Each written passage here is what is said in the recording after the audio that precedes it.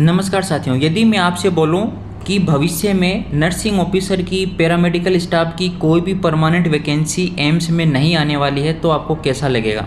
अगर मैं आपको बोलूं कि अब भविष्य में कभी भी नोट सेट नहीं होगा, अब कभी भी भविष्य में एम्स सीआरई का एग्ज़ाम नहीं होगा तो आपको कैसा झटका लगेगा।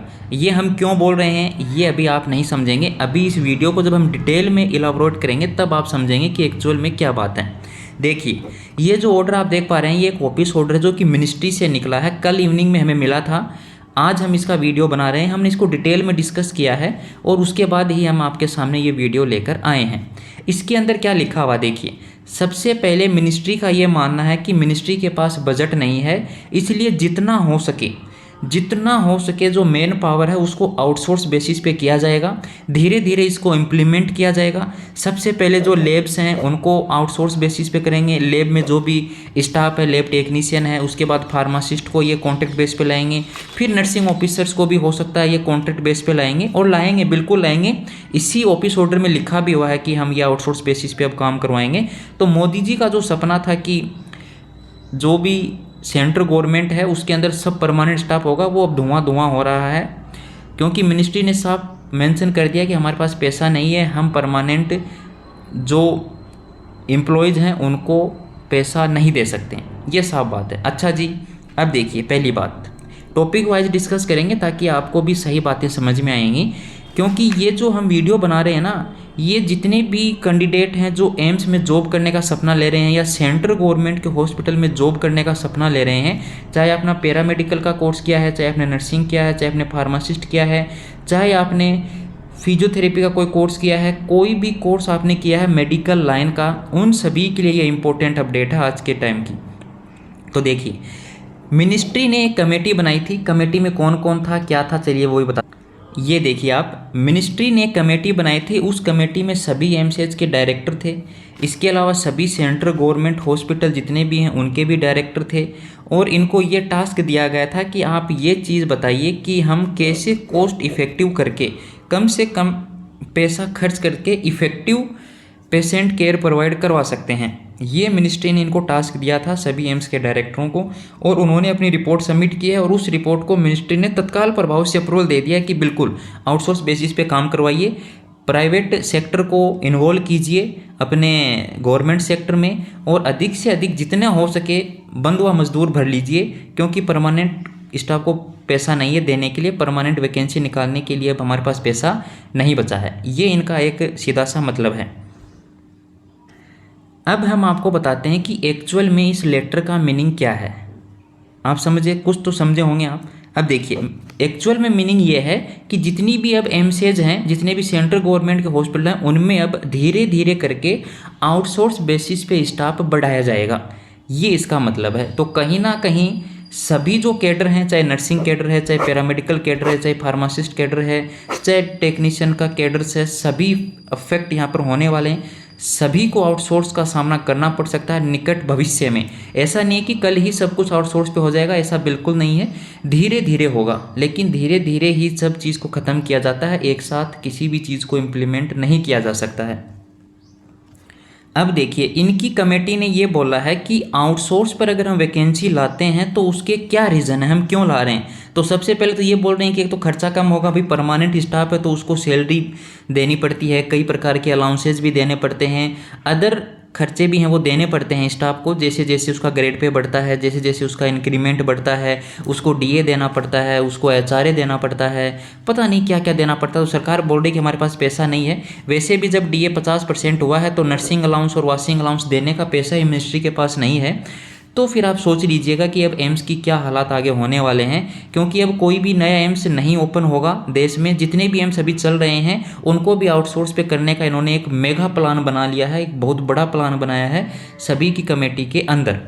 हालांकि यहाँ पर पब्लिक से कोई भी कंसल्ट नहीं किया गया इस चीज़ को लेके। मिनिस्ट्री ने केवल अप्रूवल दे दिया है। कमेटी ने जो मीटिंग दी थी, जो भी उन्होंने अपने सुझाव दिए थे, उनको बिना कुछ सोचे समझे मिनिस्ट्री से अप्रूवल मिला है। अब इस वीडियो की सबसे इम्पोर्टेंट बात डिस्कस करेंगे हम कि इस मीटिंग के बाद ये जो कमेटी थी, इन्होंने जो अपनी रिपोर्ट सौंपी है मिनिस्ट्री को, मिनिस्ट्री ने अब एम्स को क्या डायरेक्शन दिया है, क्या बोला है मिनिस्ट्री ने सभी एमसीएच को, ये बोला है कि जो लिस्ट हम आपको दे रहे हैं वो सभी अब धीरे धीरे आउटसोर्स बेस पर आपको करना है। तो एमसीएच अब क्या करेंगे, धीरे धीरे आउटसोर्स बेसिस पे सारे काम करेंगे। सबसे पहले ये क्या करेंगे, फैसिलिटी मैनेजमेंट जो सर्विस है उसको सबसे पहले आउटसोर्स बेसिस पे करेंगे। तो अब इसके लिए इम्प्लीमेंटेशन का काम शुरू हो गया है, आप भी अपने एमसीएच में देख रहे होंगे, नहीं देखा होगा तो आप ऑब्जर्व कीजिएगा। वहाँ पर अब रेगुलर स्टाफ है, जो लग गया वो लग गया, जो लग गया रेगुलर स्टाफ परमानेंट स्टाफ वो लग गया, लेकिन अब निकट भविष्य में ऐसी कोई वैकेंसी नहीं आने के चांसेस, जैसे एम्स सीआरई है, अब इसके ऊपर संकट मंडरा रहा है कि 2024 में आएगा कि नहीं आएगा, अगला नोट सेट भी आएगा कि नहीं आएगा, अब ये भी एक टेंशन हो जाएगा। तो कहीं ना कहीं स्टूडेंट को कैसे ना कैसे करके इनको टेंशन देना है, उनको डिमोटिवेट करना है, उनके हौसलों को तोड़ना है। सरकारी नौकरी की आस अब आप नहीं देख सकते, सपना अब आप एम्स में नहीं देख सकते, ये सब इनके हो सकता है यहाँ पर आगे चल के ऐसा कुछ हो। अब देखिए, ये पहली सर्विस है जो कि नॉन क्लिनिकल सर्विस में आती है। क्लिनिकल सर्विस में भी कौन कौन आउटसोर्स बेसिस पे काम करेंगे वो भी इस पूरे पीडीएफ में दिखाया गया है और उस चीज़ को हमने हाईलाइट भी किया है। आगे चल के ये एडमिनिस्ट्रेटिव जो सर्विस है, आपने जो एडमिन ऑफिस नाम सुना है वही है ये, वहाँ पे जो भी जॉब कर रहे हैं उनको भी धीरे धीरे अब आउटसोर्स बेसिस पे किया जाएगा। उसके बाद जो सप्लाई चेन मैनेजमेंट है उनको आउटसोर्स बेसिस पे किया जाएगा। फिर जो सिक्योरिटी सर्विस है, जो गार्ड्स होते हैं जो एम्स में, उनको आउटसोर्स बेसिस पे किया जाएगा। धीरे धीरे करके ये सारा जो काम है वो आपको बंधुआ मजदूरी में करने को मिलेगा। यहाँ पर लॉन्ड्री सर्विस है, जो ऑनलाइन आपका एग्ज़ाम हो रहा है, जो कंप्यूटर बेस्ड जो टेस्ट एजेंसी है उसको भी अभी आउटसोर्स करेंगे। आउटसोर्स पर ये कोई नई एजेंसी लाएंगे, उनसे ये रिक्रूटमेंट एग्ज़ाम करवाएंगे ताकि इनको भी कॉस्ट कम पड़े। भाई जो भी ऑनलाइन एग्ज़ाम होता है आपका नोट सेट का होता है, तो उसको भी तो एम्स दिल्ली किसी ना किसी एजेंसी से करवा रही है, आपको पता ही है। तो वो एजेंसी भी अच्छा खासा पैसा लेती है एग्ज़ाम कंडक्ट करवाने का, तो वो चाह रहे हैं कि अब और कम खर्चे में हमारा ऑनलाइन जो एग्ज़ाम है वो कंडक्ट करवाया जा सके। तो यहाँ पर भी पैसा बचाएंगे। फीस चाहे ये 3,000 से 5,000 कर देंगे, लेकिन पैसा फिर भी बचाएंगे, क्योंकि पैसा बहुत है जनता के पास। सरकार का यह मानना है कि बहुत अंधा पैसा है लोगों के पास। अब पता नहीं है कि नहीं, हमें तो पता नहीं। चलिए अब देखिए यहाँ पर जो अब देखते हैं, देखिए आउटसोर्स बेसिस पे वो सब हमने डिस्कस कर लिया कि नॉन क्लिनिकल कौन कौन सी पोस्ट हैं। अब ये क्लिनिकल जो सर्विस है यहाँ पर देखिए किन किन पोस्ट को ये आउटसोर्स पे करेंगे। तो जितनी भी रेडियोलॉजी के जितने भी टेक्नीशियन हैं सभी को ये आउटसोर्स बेसिस पे लाएंगे। जितनी भी लैब में जितने भी टेस्ट होते हैं, CBC, KFT, LFT, viral marker, PT INR, सारे जो भी टेस्ट आपने देख रखे हैं, urine RM, urine CS, tissue CS, फलाना सीएस, जो भी है सब कुछ आउटसोर्स बेसिस पे होगा। एम्स के अंदर लैब बन जाएंगी, जो पहले से बनी हुई हैं उनको या तो इम्प्रूव किया जाएगा, अगर किन्हीं एम्स में नहीं बनी हुई हैं तो उनके अंदर लैब आ जाएगी, और लैब के अंदर जो भी टेक्नीशियन काम करेंगे वो भी आउटसोर्स बेसिस पे होंगे। फार्मेसी सर्विस को भी ये क्या करेंगे, आउटसोर्स बेसिस पे लाएंगे धीरे धीरे। जो भी आपने हॉस्पिटल में अमृत फार्मेसी नाम सुना होगा, या फिर जो भी मेडिकल स्टोर एम्स के अंदर हैं उनके अंदर अब आउटसोर्स स्टाफ काम करेगा। हालांकि पहले से भी कर रहा है लेकिन अभी भी करेगा, क्योंकि फार्मासिस्ट की अब कंप्लीट वैकेंसी जो है ये नहीं निकालने के मूड में है।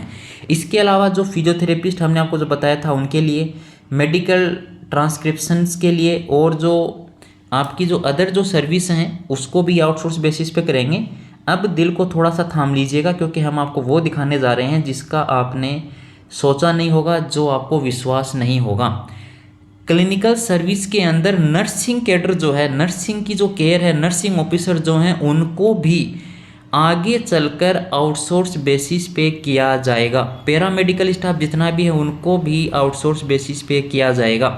तो ये अपडेट है, सबसे भयंकर सबसे डरावनी अपडेट है नर्सिंग कैडर के लिए, क्योंकि एम्स में अगर आप जॉब करना चाहते हैं, सेंट्रल गवर्नमेंट में अगर आप जॉब करना चाहते हैं, तो कहीं ना कहीं अब आपके पास लास्ट का 1 ईयर है। जितना भी दमखम है सारा लगा दीजिए, क्योंकि उसके बाद कोई परमानेंट वैकेंसी सेंट्रल गवर्नमेंट में नर्सिंग के लिए, पैरामेडिकल के लिए नहीं आने वाली है। ये बात आप हमारी याद रखिएगा, क्योंकि मिनिस्ट्री ने अप्रूवल दे दिया है कि आउटसोर्स बेसिस पे वैकेंसी लाए जाएं, निकाली जाएं, बर्डन कम किया जाए, पैसा नहीं है। तो ये जो लेटर है वो भी आपको हमारे टेलीग्राम पर मिल जाएगा, लेकिन थोड़ा सा आपको ध्यान यहाँ पर क्या देना है देखिएगा। एक्चुअल में नर्सिंग के अंदर हो सकता है इस लेटर को जब कोई वीडियो हमारा देखेगा तो हो सकता है किसी के दिमाग में ये बात आएगी कि क्या एक्चुअल में नोट शेड को ख़त्म किया जा सकता है। बिल्कुल नोट शेड को ख़त्म किया जा सकता है। नोट शेड को ख़त्म करना कोई बड़ी बात नहीं है, क्योंकि गिने चुने एमसीएज हैं जिन्होंने सीआईबी की मीटिंग में बोला था कि 80-20 से नोट शेड करवा लेते हैं। अब लगभग सभी एमसीएज में क्या है, वैकेंसी फुल हो चुकी हैं। आप सभी भी जानते हैं जितने भी एमसीएज हैं उनमें वैकेंसियाँ लगभग 90% कंप्लीट हो चुकी हैं। नर्सिंग कैडर की जितनी भी वैकेंसियाँ हैं वो परमानेंट स्टाफ से भर ली गई हैं। तो अब आपके मन में ये क्वेश्चन भी हो सकता है कि जब वैकेंसियाँ भरी ली गई हैं तो फिर आउटसोर्स करने का क्या मतलब है, बची खुची भी उनको भी परमानेंट कर लीजिए। बिल्कुल परमानेंट कर रहे हैं, ऐसी बात नहीं है। लेकिन जैसे मान लीजिए आज एम्स है, उसके अंदर मान लीजिए 900 बेडेड है। निकट जो भी फ्यूचर आ रहा है उसके अंदर बेडों की संख्या धीरे धीरे बढ़ेगी, 1000 होगी, फिर 1100 होगी, फिर 1200 होगी, 1500 होगी। तो जैसे जैसे बेड्स की संख्या बढ़ेगी तो नर्सिंग के लिए नर्सिंग स्टाफ भी चाहिएगा। नर्सिंग केयर के लिए पेशेंट केयर करना है, नर्सिंग केयर देना है, तो ये सारी जो चीज़ें हैं इसके लिए नर्सिंग की भी जो पोस्ट हैं वो बढ़ेंगी। उनको ये धीरे धीरे आउटसोर्स बेसिस पे लेंगे। 2 से 3 साल का इसके अंदर टाइम लगेगा। इसके लिए इससे पहले हमने एक वीडियो बनाया था, वो भी आपने देखा होगा, एम्स विजन 2030। एम्स विजन 2030 का वीडियो भी हमने आपको मिनिस्ट्री से लेटर मिला था, उसका वीडियो हमने बनाया था। उसमें भी हमने आपको बता दिया था कि धीरे धीरे सारी जो वैकेंसियाँ हैं वो ख़त्म कर दी जाएंगी। और ये शायद पिछले साल की बात है, 2023 में ही हमने वो वीडियो बनाया था और 2024 में ही मिनिस्ट्री ने अप्रूवल दे दिया है कि बिल्कुल जितनी भी वैकेंसीज हैं उनको आउटसोर्स पे करने का अप्रूवल मिनिस्ट्री देती है सभी एमसीएच को। अब देखिए और यहाँ पर क्या संभावनाएं हो सकती हैं जो एम्स सीआरई है।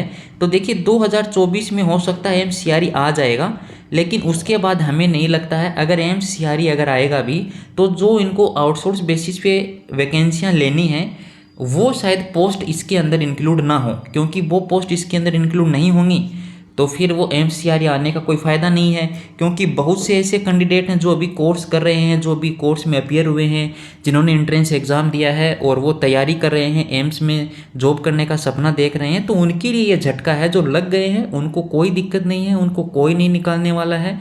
लेकिन बात सोचने वाली है कि मिनिस्ट्री ने ऐसा डिसीजन क्यों लिया है, जबकि देश के अंदर बेरोजगारी अपने पीक पर है, ये भी आप सभी जानते हैं। और यहाँ पर कम से कम पैसा खर्च करके इफ़ेक्टिव पेशेंट केयर आप कैसे दे सकते हैं, ये बात समझ से परे है कि कैसे मिनिस्ट्री ये सब करेगी। चलिए इन्होंने जब प्लान बनाया तो कुछ तो इन्होंने सोचा ही होगा, लेकिन हम यही चाहेंगे कि इसके लिए भी आवाज़ उठनी चाहिए।